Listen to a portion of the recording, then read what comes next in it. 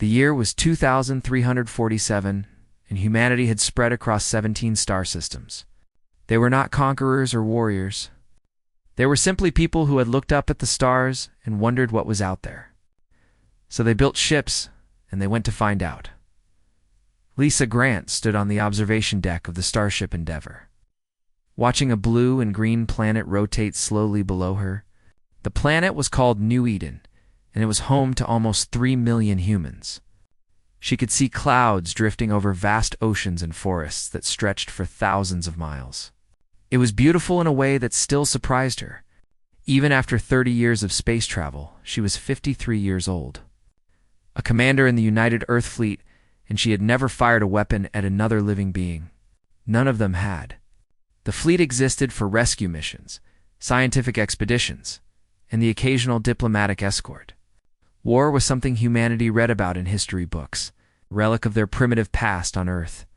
Kevin Shaw walked up beside her and handed her a cup of coffee.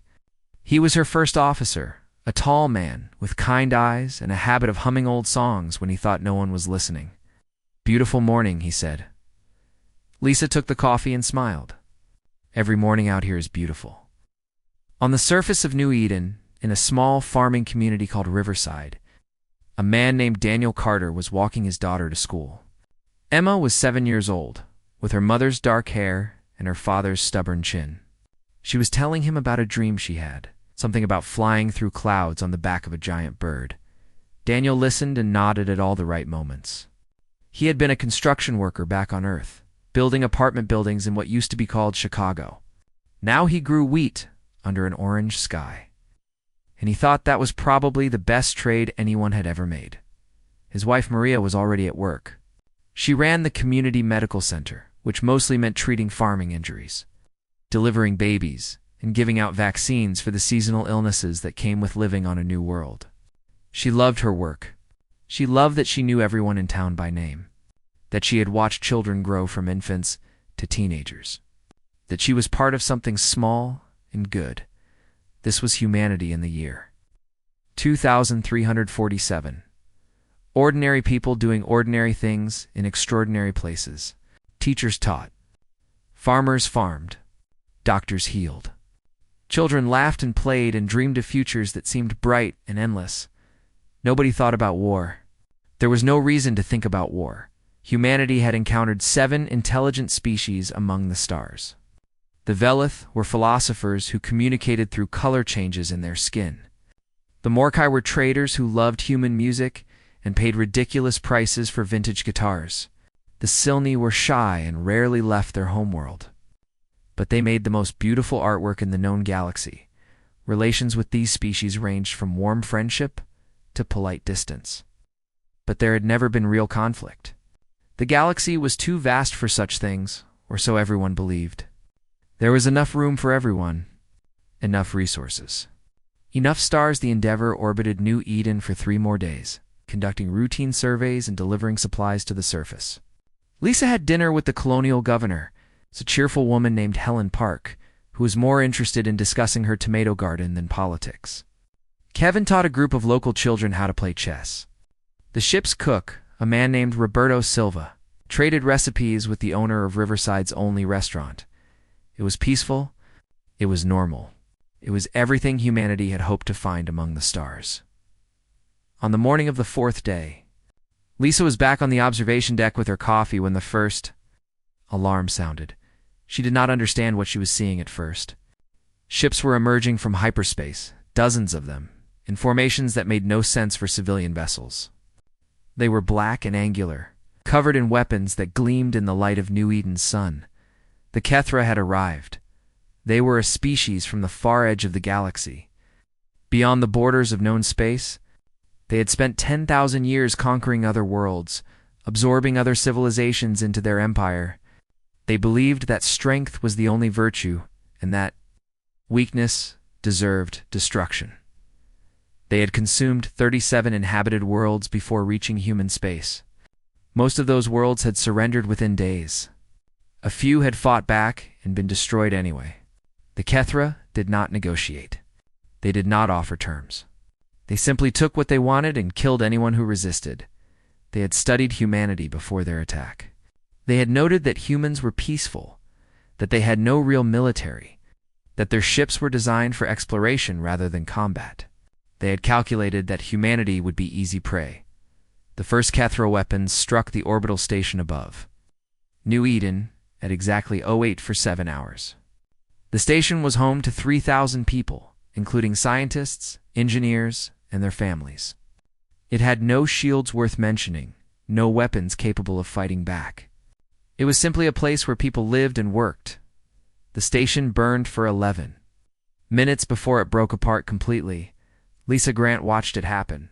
She watched pieces of metal and glass tumble through space, glowing orange with heat. She knew that somewhere in that debris were people she had spoken with, shared meals with, considered friends. Her coffee cup fell from her hand and shattered on the floor. Around her, the bridge crew stood frozen in shock. These were scientists and explorers. They had trained for asteroid impacts, engine failures, medical emergencies. They had never trained for this. Kevin turned to her, his face pale. "Commander." Lisa did not answer immediately. She was thinking about her sons back on Earth, about their faces and their voices and the last time she had hugged them. She was thinking about the families on that station, about children who had been eating breakfast when the weapons struck.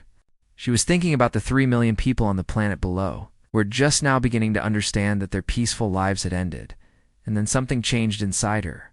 Something very old. Something that humanity had tried to forget, but had never truly lost. It rose up from somewhere deep, and it pushed aside the shock and the fear and the grief. "All hands to battle stations," she said. Her voice was calm now, steady in a way that surprised even her. "Commander, we are a research vessel. We have minimal weapons, almost no armor, and our shields are designed for radiation, not combat."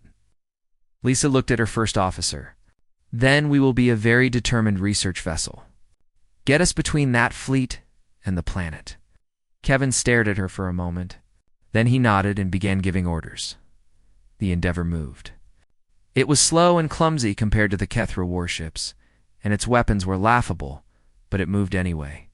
It placed itself between the enemy and New Eden, between the hunters and the hunted. On the surface below, Daniel Carter heard the emergency sirens begin to wail. He looked up at the sky and saw streaks of fire where the orbital station was falling. Maria came running from the medical center, her face tight with fear. "Get Emma," she said. "We need to get to the evacuation point." Daniel did not argue. He picked up his daughter, held her tight against his chest, and began to run. Above them, the Endeavor opened fire on the Kethra vanguard. The battle had begun.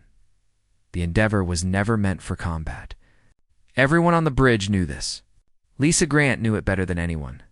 The ship had been designed to study stars and map planets and carry scientists to distant worlds. Its weapons were meant for breaking apart asteroids that threatened colonial shipping lanes. Its shields could handle solar radiation and minor debris. Nothing more. Against the Kethra warships, it should have lasted minutes. Perhaps seconds. It lasted 47 minutes. Lisa stood at the center of the bridge, calling out orders as explosions rocked the ship around her. Power systems failed and came back online. Crew members fell and were replaced by others. The hull groaned and screamed as weapons fire tore through sections that had never been designed to take such punishment. "Forward batteries target the lead ship. Helm, keep us between them and the planet. Engineering, I need everything you can give me to the shields." The lead Kethra vessel was 3 times the size of the Endeavor. It had weapons that could crack a moon in half. It should have destroyed them with a single volley. But Lisa had done something the Kethra did not expect. She had rammed the Endeavor directly into their formation, so close that their larger weapons could not target her without risking friendly fire. She had turned a desperate disadvantage into a desperate advantage. Why are they not dying? The Kethra commander demanded on his bridge. They are a research vessel. They have no military training. Why are they still fighting? He did not understand. He could not understand.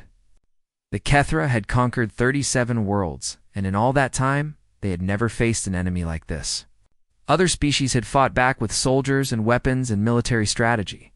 Humanity was fighting back with scientists and explorers, and a stubborn, refusal to accept reality. Kevin Shaw was bleeding from a cut on his forehead. He had been thrown against a console when a torpedo struck their starboard side. He stood back up and kept working. "Commander, evacuation shuttles are launching from the surface. They need more time." Lisa looked at the tactical display. Hundreds of small icons were rising from New Eden, each one representing a shuttle packed with civilians, families, children, people who had woken up this morning thinking about breakfast and school and work. Not about running for their lives. "Then we give them more time," she said. The Endeavour dove deeper into the Kethra formation. Its weapons were weak, but they found targets anyway. A sensor array here, a weapon emplacement there, small damages that added up. Annoyances that kept the enemy focused on them rather than on the fleeing shuttles. On the surface of New Eden, Daniel Carter was running through streets filled with chaos. Emma was crying against his shoulder, her small arms wrapped tight around his neck. Maria was beside him, helping an elderly neighbor named George, who could not move fast on his own. "Keep going," Maria said. "Don't look back." Daniel did not look back. He did not need to. He could hear the explosions above them, could see the flashes of light reflected in windows and puddles. He knew what was happening up there. Someone was buying them time. Around them, the people of Riverside were evacuating with a strange, desperate calm. Teachers were leading groups of children in orderly lines, counting heads and calling names. Neighbors were carrying neighbors. Strangers were becoming family in the space of minutes. A young man named Tyler helped an injured woman into a transport vehicle. A teenage girl named Sophia kept her younger siblings calm by telling them it was all a game, an adventure, something exciting rather than terrifying. An old farmer named Harold refused to leave his property until he had released his animals, giving them a chance to survive whatever was coming. The Kethra had expected screaming and panic. They had expected humans to trample each other in their rush to escape. That was what other species had done. That was what prey always did. Instead, they watched humans organize. They watched humans help each other. They watched humans show courage they did not know they had. Back on the Endeavour, the end was coming. Lisa could feel it in the shuddering of the deck beneath her feet, could see it in the damage reports scrolling across her screens. Half the ship was on fire. The other half was venting atmosphere. They had minutes left, maybe less, Commander Kevin said quietly. The last shuttles are away. They are going to make it. Lisa closed her eyes for a moment. She thought about her sons again, about the last messages she had sent them, about all the things she had meant to say, but never had. She thought about the people on those shuttles, the children who would grow up because of what was happening here. "Open a channel," she said. "All frequencies. I want everyone to hear this." It's a communication officer, a young woman named Amy, whose hands were shaking, but whose voice was steady. Made it happen. Lisa spoke into the silence. Her words went out across human space, to every ship and every colony and every person with a receiver. "This is Commander Lisa Grant of the United Earthship Endeavour. We are engaging the enemy above New Eden. To all vessels, all colonies, all citizens of Earth, this is not a drill. This is not a mistake. They came here to destroy us, to take our worlds and kill our people. They will learn that was a mistake." She paused, looking around at her bridge crew. Scientists and explorers, all of them. People who had chosen peace and discovery, who had never wanted to be warriors. They looked back at her, and in their eyes she saw fear, but also something else, something that looked like determination. "Endeavour out," she said. The ship made one final charge at the Kethra flagship. It was not a military maneuver. There was no tactical advantage to gain. It was simply a refusal to stop, a declaration that these humans would fight until there was nothing left to fight with. The Kethra. Commander watched the broken vessel coming toward him and felt something he had not felt in decades of conquest. He felt uncertain. The Endeavour struck the flagship's forward section at full speed. The explosion was visible from the surface of New Eden, a new star blooming briefly in the morning sky. Daniel Carter saw it. He was on an evacuation shuttle now, climbing away from the planet, Emma still crying in his arms and Maria's hand tight in his. He did not know whose ship had just died. He did not know their names, or their faces, or their stories, but he knew what they had done. They had given his family a chance. "Thank you," he whispered, to no one and everyone. On ships and stations throughout human space, people heard Lisa Grant's final transmission. They heard the calm voice of a commander who knew she was about to die and chose to face it anyway. They heard the words that would echo through history. "They came here to destroy us. They will learn that was a mistake." Something changed in humanity that day. Something that had been sleeping for centuries woke up. It was not anger. Not exactly. It was not hatred. It was something older and deeper. Something written into human genes by millions of years of survival. It was the knowledge that when someone threatens your family, your people, your future, you do not surrender. You do not give up. You fight. The Kethra had come looking for easy prey. They had found something else entirely. They just did not know it yet. On an evacuation shuttle, climbing away from a burning world, a 7-year-old girl named Emma Carter stopped crying. She looked out the window at the stars, at the flashes of distant combat, at the future that had just been stolen and would have to be taken back. She did not understand everything that was happening. She was too young for that. But she understood enough. She understood that someone had died so that she could live, and she would never forget it. The news of New Eden spread across human space like fire through dry grass. Within hours, every colony knew what had happened. Every station, every ship, every person with access to a communication terminal. They watched the recordings of the attack. They heard Commander Lisa Grant's final transmission. They saw the images of burning stations and fleeing shuttles and a research vessel charging into an enemy fleet with no hope of survival. And then humanity began to change. On Earth, in a small city that had once been called Seattle, a retired schoolteacher named Patricia Moore walked into a military recruitment center. She was 67 years old. Her hair was gray, her joints ached in the morning, and she had spent the last 4 decades teaching children how to read and write. The officer behind the desk looked up at her with confusion. "Can I help you?" "I want to enlist," Patricia said. The officer blinked. "Ma'am, with respect, you are too old for combat duty." "The age limit is—" "I do not care about combat duty," Patricia interrupted. "I can cook. I can organize. I can communicate. I can teach young soldiers how to write letters home to their families. I can do something. Put me somewhere useful." The officer started to protest again, but Patricia cut him off with a look that had silenced thousands of unruly students over the years. He closed his mouth. Behind Patricia, a line was forming. It stretched out the door and around the block. Young and old, men and women, people from every background and profession. They had all seen the same images. They had all heard the same words. "They came here to destroy us. They will learn that was a mistake." On Mars. In the industrial sectors where humanity built the ships and machines that had carried them to the stars, factory workers gathered in enormous assembly halls. They were engineers and welders and technicians, people who had spent their lives building agricultural equipment and mining vehicles and transport shuttles. A foreman named Luis Hernandez stood before them.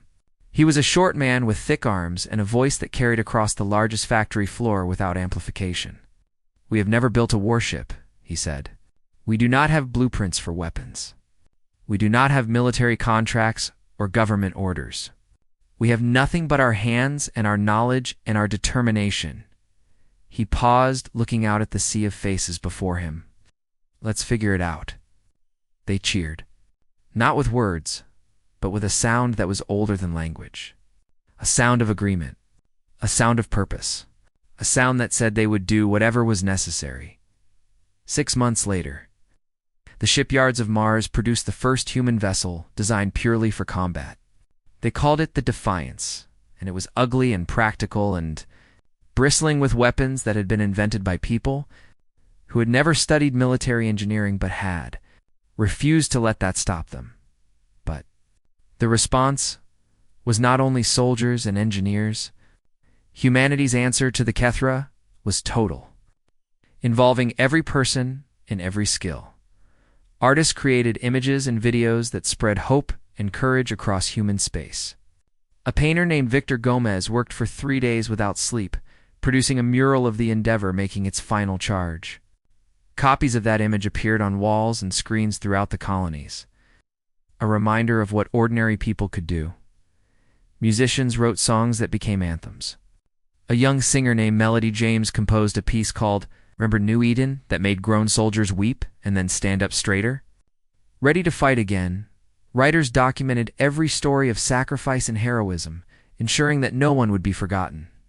A journalist named Oscar Fuentes traveled from colony to colony, recording the testimonies of survivors and the words of those preparing to fight.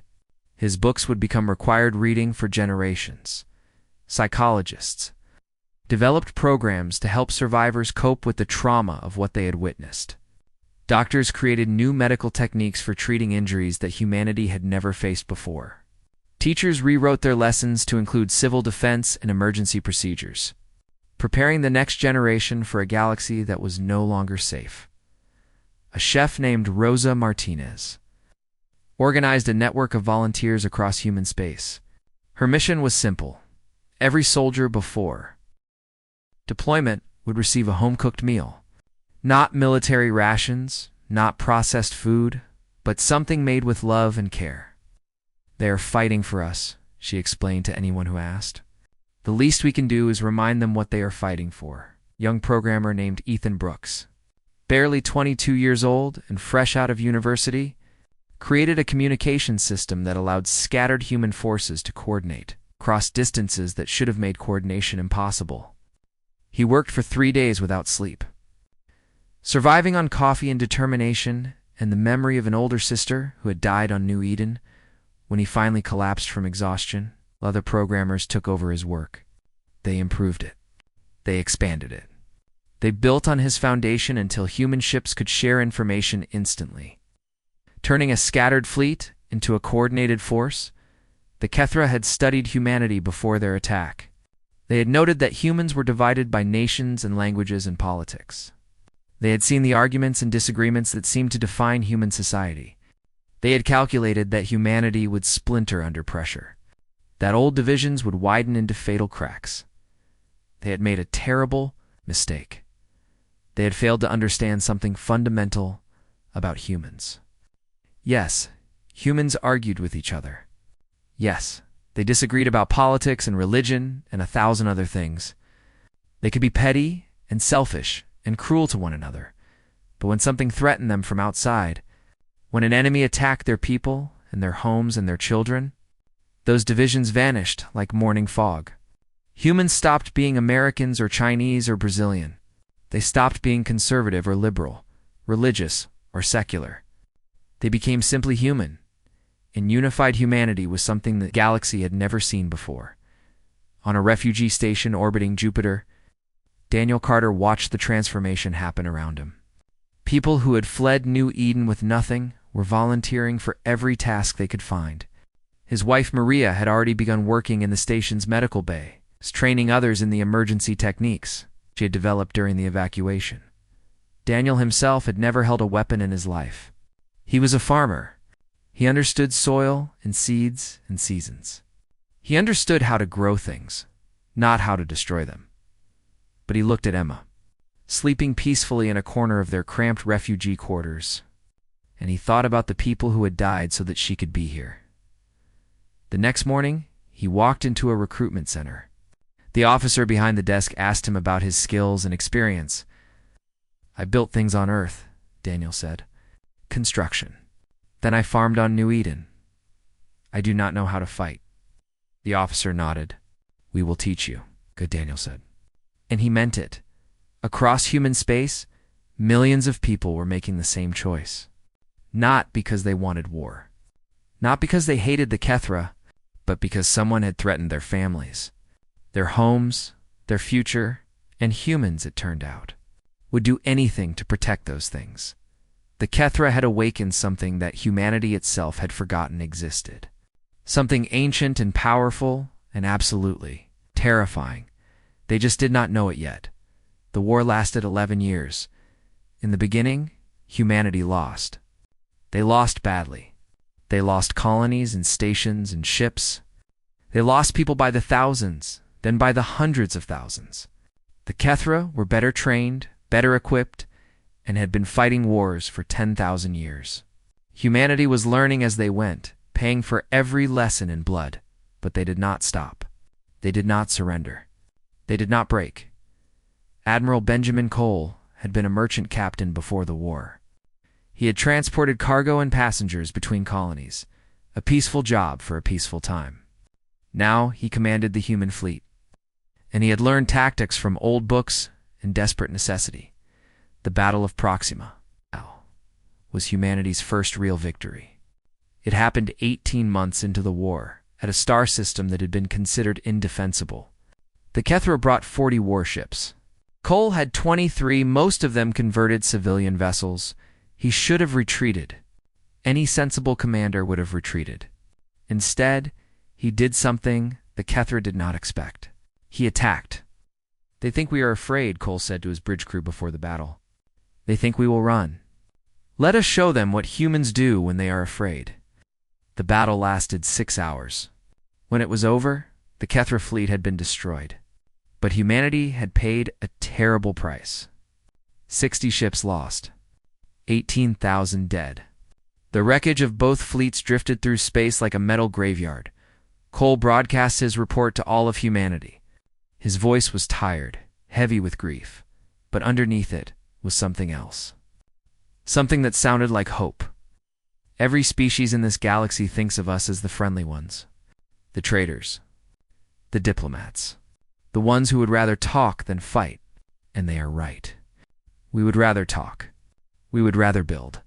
We would rather laugh with our children and grow old with our partners and live in peace.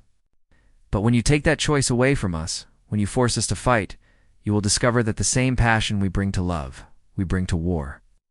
Those words spread across human space. They were painted on ships and printed on posters and spoken by soldiers before battle. They became a rallying cry for a species that was learning to fight. The war continued. Victories came more often now, though they were always costly. Humanity was getting better at war, even as it hated what it was becoming. At the Siege of Haven, a colony of artists and musicians held their position for 8 months against a Kethra occupation force. They had no military training, no heavy weapons, nothing but improvised explosives and a stubborn refusal to surrender. Their leader was a sculptor named Grace Palmer. Before the war, she had created beautiful works of art from metal and stone. Now, she created traps and ambushes, turning her understanding of materials and structures into something deadly. "They keep expecting us to give up," she told her people during the darkest days of the siege.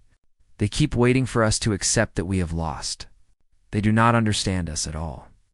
Haven was eventually relieved by a fleet that had traveled for weeks to reach them. Grace Palmer survived. She spent the rest of the war as one of humanity's most respected tactical advisors, a sculptor who had learned to create destruction instead of beauty. The defense of Earth came in the 7th year of the war. A massive Kethra fleet broke through human defenses and headed for humanity's homeworld. If they reached planetary bombardment range, billions would die. An aging battleship called the Horizon stood in their path. Its commander was a young officer named Christopher Lane, barely 30 years old, promoted to fast because the war had killed too many experienced leaders. His ship was outgunned and outmatched. His first officer said quietly, "They will destroy us in minutes." Christopher looked at the tactical display. He looked at the enemy fleet, at the distance to Earth, at the impossible math of the situation. He thought about his parents in their small house in what used to be called Kansas, about his younger sister who was training to be a doctor, about every person on that blue planet who was depending on him. "Then we will be a very stubborn obstacle for those minutes," he said. Helm ramming speed. The Horizon struck the lead Kethra dreadnought at full velocity. The collision destroyed both vessels and scattered the enemy formation, buying time for reinforcements to arrive. By some miracle, Christopher Lane survived, pulled from the wreckage by rescue teams, who found him floating in space with a broken spine. He spent the rest of the war fighting from a wheelchair, commanding ships from his chair because he refused to stop fighting even when his body no longer worked properly, and everywhere. In every battle, in every occupied territory, ordinary humans found extraordinary courage. Maria Carter became a field surgeon. She operated in makeshift medical bays on damaged ships, in underground bunkers on occupied worlds, conditions that would have made peacetime doctors weep. Her hands, which had once delivered babies and treated farming injuries, now saved soldiers who should have died. "You will not die today," she would tell them as she worked. "I will not allow it." Most of them believed her. Many of them survived because of that belief. Daniel Carter joined the infantry. He was not a natural soldier. He was a farmer who still dreamed of wheat fields and orange skies. But he trained, and he fought, and he learned to kill because his daughter deserved a galaxy without monsters in it. He was wounded 3 times. He was promoted twice. He lost friends whose names he whispered to himself every night before sleep. A litany of the dead that grew longer with each passing year. Emma Carter, who had been 7 years old when her world burned, grew up in refugee camps and military bases. She learned to fly before she learned to drive. By the time she was 18, she was piloting a fighter craft. It's one of the best in the fleet. She flew with a photograph taped to her console. It was a picture of her grandmother, a woman named Linda Carter, who had died on the orbital station above New Eden. Emma had never met her. She had been too young, but she carried her grandmother's image into every battle, a reminder of why she was fighting. 3 generations of one family, all fighting the same war. And they were not unique. Across human space, every family had a similar story. Parents and children and grandchildren, united by grief and determined to ensure that grief would not be repeated. The Kethra did not understand this. They could not understand it. In their culture, families were tools for producing warriors, nothing more. The idea that humans would fight harder because of love, because of connections to people, both living and dead, was alien to them. It was also the reason they were losing. 10 years into the war, the tide had turned decisively. Human fleets were pushing into Kethra territory. Occupied colonies were being liberated. The enemy that had once seemed invincible was now retreating. And Emma Carter, no longer a frightened child, but a battle-hardened pilot, was leading the charge. "Do you ever wonder what it would have been like?" her wingman asked her one day. "If they had never come? If we had just stayed farmers and traders and explorers?" Emma thought about the question for a long time. She thought about the wheat fields of New Eden, about her father's hand in hers as they walked to school, about a childhood that had ended in fire and blood. "We would have been happy," she said finally, "but we would never have known how strong we could be." The war continued, but now, for the first time, humanity could see the end approaching. The war ended not with a single decisive battle, but with a slow, grinding realization on the part of the Kethra that they had made a catastrophic mistake. They had conquered 37 worlds before reaching human space. Most of those conquests had taken weeks. A few had taken months. None had taken more than a year. The pattern had been consistent for 10,000 years. Attack. Destroy resistance. Occupy. Move on. Humanity had held them for 11 years. Had pushed them back. Had reclaimed lost territory. Had turned farmers into soldiers, and scientists into generals and children into warriors who showed no mercy. Now the human fleet was in orbit above, Kethra homeworld, and the equation had reversed completely. Admiral Emma Carter stood on the bridge of her flagship, the Legacy. She was 32 years old now, with gray already streaking her dark hair. She had earned every one of those gray hairs. She had lost her father at the Battle of Centauri when she was 23. She had held her mother's hand as Maria passed away from a wound that had never properly healed. She had buried friends and comrades and lovers, but she was still here. Humanity was still here. Below her, the Kethra homeworld turned slowly. It was a harsh planet, all red deserts and black mountains, a place that had bred a harsh people. For 10,000 years, they had looked up at the stars and seen only opportunities for conquest. Now they looked up and saw human warships. The Kethra High Commander requested a communication channel. His species had a concept of honor that required them to speak with their conquerors before surrender. They had performed this ritual many times, always on the receiving end.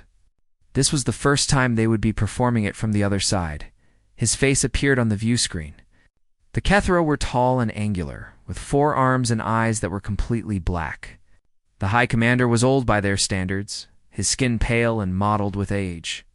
He had led his people for 40 years. He had never expected to see them defeated. "Human Commander," he said. His voice was translated by computer systems, but even through the translation, Emma could hear the confusion in it, the disbelief. "I have one question before we discuss terms," Emma nodded. "Ask how." The word seemed to cost him something. "You were not warriors. Your species had no military tradition. You had no experience with total war. Your ships were made for exploration, your people trained for peace. How did you become this?" Emma looked at him through the view screen. She thought about all the people she had lost. She thought about the photograph of her grandmother, still taped to the console of her old fighter craft. She thought about her father's hands, calloused from farming, learning to hold a weapon. She thought about her mother's voice, telling wounded soldiers they would not die today. She thought about Commander Lisa Grant, who had bought time for evacuation shuttles with a research vessel in her own life. "You made a mistake," Emma said. "You saw us as we were, peaceful, divided, soft. You thought that was weakness. But those things were never weakness. They were choice." She stood straighter, her hands clasped behind her back. "We chose peace because we valued life. We chose to be soft with each other because hardness is exhausting and kindness is better. We chose to argue among ourselves because we believed in the right to disagree. None of that was weakness. All of it was strength that we had decided not to use." The High Commander said nothing. He simply watched her with those black eyes. "You forced us to become hard," Emma continued. "You forced us to fight. You killed our families and burned our homes and gave us no choice but to answer with the same violence you brought to us. And in doing so, you discovered something that every species in this galaxy will now understand." She leaned forward slightly. "Humans are just people. We laugh. We cry. We fall in love and raise children and dream of better days. We are farmers and teachers and artists and builders. We are everything you thought we were." Her voice hardened. "But when something threatens our people, our families, our future, we are also the most stubborn, vengeful, determined species you will ever face. We do not give up. We do not break. We do not stop. We just keep coming, generation after generation, until the threat is gone." The High Commander was silent for a long moment. Then he bowed his head. "We surrender unconditionally," he said. "Do with us as you will." Emma looked at him. She thought about all the worlds the Kethra had destroyed, all the species they had enslaved or exterminated. She thought about New Eden burning, about her childhood ending in fire and fear. She could destroy them. She had the power. No one would blame her. After everything they had done, they deserved destruction. But that was not what humanity was. "We will not destroy your world," she said. "We will not enslave your people. We will occupy your territory until we are certain you are no longer a threat, and then we will leave. You will live with the memory of what you did and what was done in response. That will be your punishment." The High Commander looked up, surprise evident on his alien face. "You show us mercy?" "After everything." Emma shook her head. "Not mercy. Humanity. We are not you. We never were. We never will be." She ended the transmission. In the months that followed, humanity did exactly what Emma had promised. They occupied Kethra space, disarmed their fleets, and established a peace that would last. They did not take revenge. They did not commit atrocities. They remained, even in victory, the people they had always been, and then slowly began to rebuild. The colonies that had been destroyed were rebuilt. The people who had been scattered returned home. Life resumed, different from before, but recognizable. Farmers farmed. Teachers taught. Doctors healed. Children laughed. Daniel Carter did not live to see the end of the war. He died at the Battle of Centauri, protecting a transport ship full of refugees. He died thinking of Emma, hoping she would forgive him for leaving. Maria Carter survived for 3 more years, long enough to see humanity turn the tide. She died in a hospital bed, surrounded by the soldiers she had saved. Her hand and her daughters, Emma Carter returned to where New Eden had been. The planet was scarred but healing, and new settlements were being built. She walked through the fields where her father had once grown wheat. She planted the first seeds of a new crop. Across human space, memorials were built. Every world that had been touched by war had a place where the names of the dead were inscribed. 200 million names, spanning 11 years of conflict. No one would be forgotten, and in the wider galaxy. The other species watched and learned and understood something they had never understood before. Humans were friendly. They were curious. They were the best trading partners and the most interesting conversationalists and the most creative artists. They laughed easily and loved deeply and dreamed of futures full of wonder. They were also necessary, the most terrifying warriors the universe had ever seen, because humanity was just people. Ordinary people doing ordinary things. But when those ordinary people were threatened, when their families and homes and futures were at risk, they became something else entirely. They became unstoppable. The Kethra had learned this lesson at the cost of their empire. Every other species in the galaxy made certain to remember it. No one ever attacked humanity again, and on a rebuilt world called New Eden. Under an orange sky, Emma Carter watched her own children running through wheat fields. She thought about everything that had been lost and everything that had been saved. She thought about her parents and her grandmother and all the people who had died so that this moment could exist. "Thank you," she whispered to no one and everyone.